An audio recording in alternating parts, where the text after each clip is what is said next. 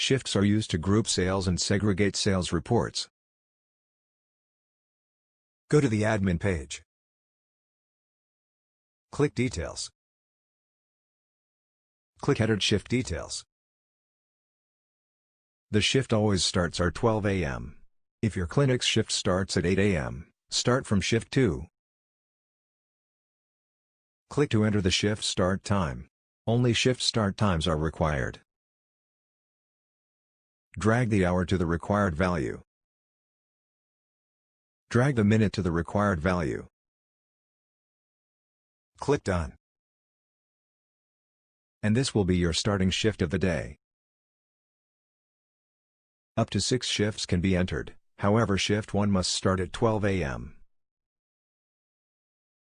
To enter subsequent time, click on the time field.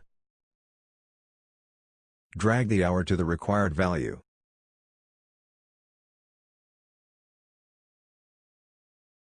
Drag the minute to the required value and click Done. The 4th shift start time. Click Edit to save. That's it. You're done.